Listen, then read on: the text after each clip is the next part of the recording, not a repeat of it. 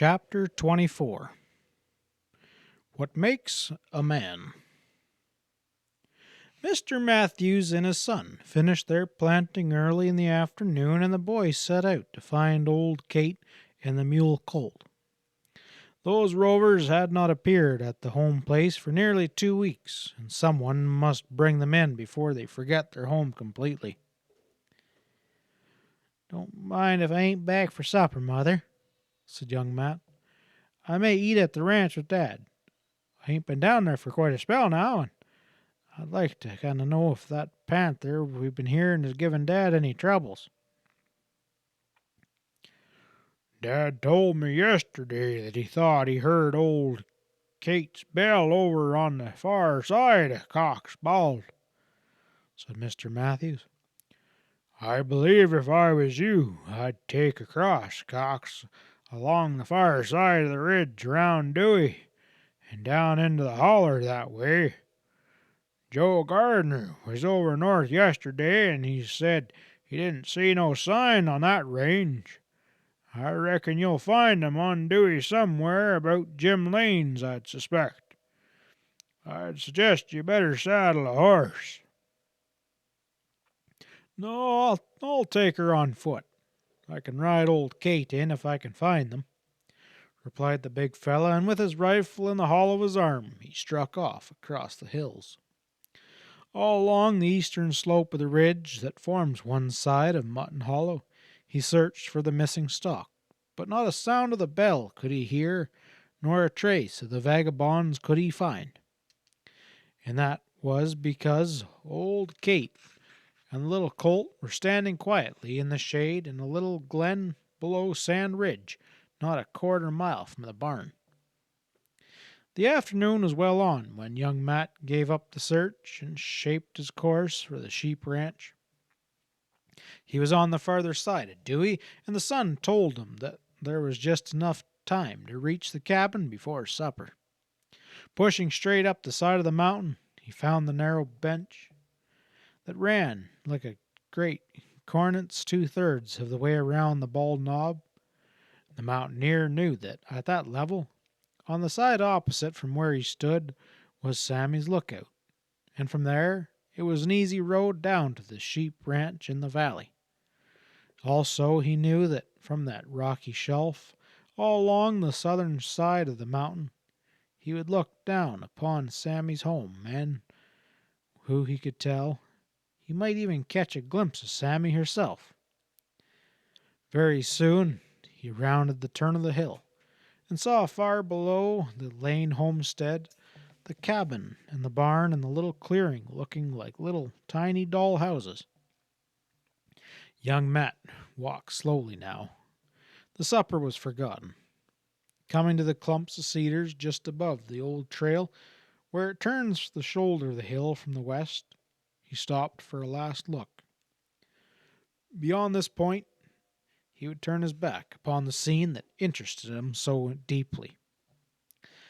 The young man could not remember when he had not loved Sammy Lane. She seemed to have been always a part of his life. It was the season of the year when all the wild things of the forest chose their mates, and as the big fellow stood there, looking down upon the home of the girl that he loved, all the splendid passion of his manhood called for her. It seemed to him that the whole world was slipping away to leave him alone in a measureless universe. He almost cried aloud. It is the same instinct that prompts the panther to send his mating call ringing over the hills and through the forest, and leads the moose to issue his loud challenge. At last young Matt turned to go, when he heard the sound of voices. Someone was coming along the old trail that lay in full view on the mountainside not 200 yards away. Instinctively, the woodsman drew back into the thick foliage of the cedars. The voices grew louder. A moment more, and Sammy with Ollie Stewart appeared from around the turn of the hill. They were walking side by side, talking in earnest. The young woman had just denied the claims of her former lover and was explaining the change in her attitude towards him, but the big fellow on the ledge above could not know that. He could not hear what they were saying. He only saw his mate, and the man who had come to take her from him. Half crouching on the rocky shelf in the deep shadow of the cedar, the giant seemed a wild thing ready for a spring, ready and eager, yet held in check by something more powerful still than his passion. Slowly the two, following the old trail, passed from sight, and young Matt stood erect. He was trembling like a frightened child. A moment longer he waited, then turned and fairly ran from the place. Leaving the ledge at the lookout, he rushed down the mountain and through the woods as if mad, to burst upon the shepherd with words that were half a cry and half a groan. "He's come back, Dad. He's come back. I just seen him with her." Mr. Howitt sprang up with a startled exclamation. His face went white, and he grasped the table for support, and he tried to speak, but words would not come. He could only stare with frightened eyes, as though young Matt himself was some fearful apparition. The big fellow threw himself into a chair. Presently the shepherd managed to say in a hoarse whisper, "Tell me about it, Grant, if you want." "I seen them up there on Dewey just now, going down the old trail from Sammy's lookout to her home. I was hunting for old Kate." The old scholar leaned towards his friend as he almost shouted, "Saw them going to Sammy's home? Saw whom, lad? Who'd you see?" Why, Sammy Lane and that Ollie Stewart, of course. I tell you, he's come back. He's come to take her away." The reaction was almost as bad as the shock. Mr. Howard gasped as he dropped back into his seat, and he felt a hysterical impulse to laugh, to cry out. Young Matt continued, "He's come home, Dad, with all his fine clothes and city airs, and now she'll go away with him, and we'll never see her again."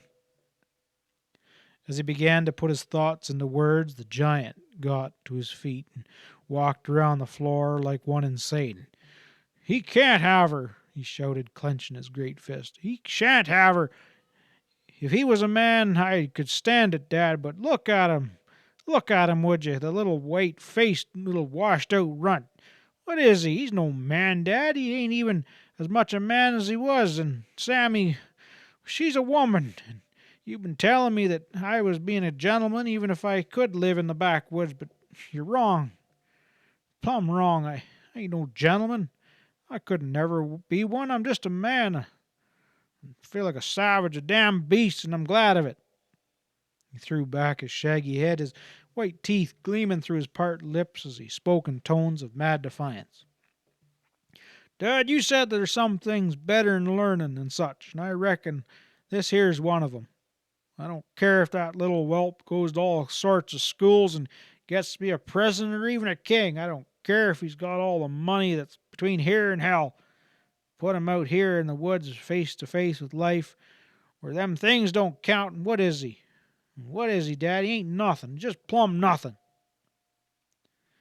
The old shepherd waited quietly for the storm to pass. The big fella would come to himself after a time. Until then, words were useless. At last, young Matt spoke in calmer tones. "I run away, Dad. I had to. I was too afraid I'd hurt him. Something inside of me just fought to get at him, and I couldn't hold out much longer. I don't want to hurt nobody, Dad. I reckon it was seeing them together like that. It's a God's blessing I come away when I did. It sure is."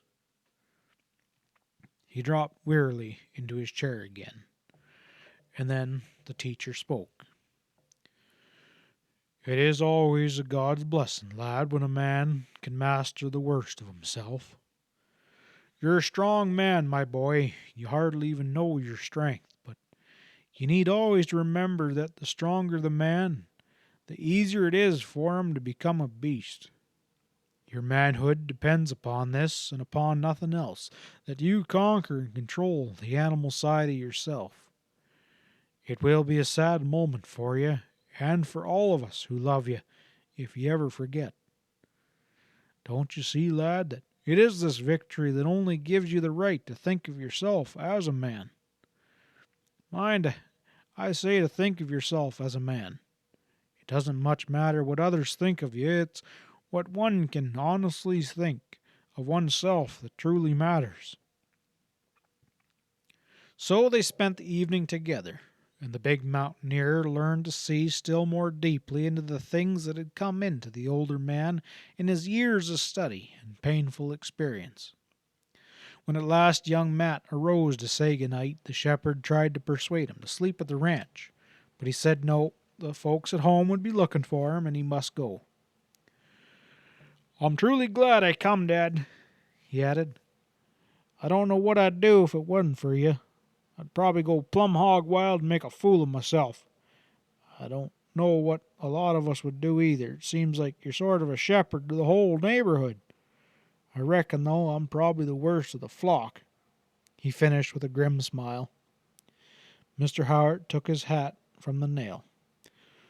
"Well, if you must go, I'll walk with you a little ways. I love to be out on nights like this. I often wish Pete would take me with him." "Oh, he's out there somewhere, for sure," replied the other as they started. "We heard him singing last night." Then he stopped and asked, "Where's your gun, Dad? There's supposed to be a panther somewhere around this ranch." "I know," returned the shepherd. "I heard it scream last night. I meant to go up to the house today for a gun. I broke the hammer of mine yesterday." "Well, that's bad," said young Matt. "But come on. I'll leave mine with you until tomorrow. That fellow would sure make things lively if he should come see you and catch you without no shooting iron." Together the two walked through the timber until they came to where the trail that leads to the Matthews place began to climb the low spur of the hill back of the house. Here Mr. Howitt stopped to say good night, adding, as the young man gave him his rifle, "I don't like to take this, Grant. What if you should meet that panther between here and home?" "Oh, shucks," returned the other. "You're the one that'd be needin' it. You got to take care of them sheep. I'll get home all right. And don't forget the other beast, lad. Remember what it is that makes a man." End of chapter 24.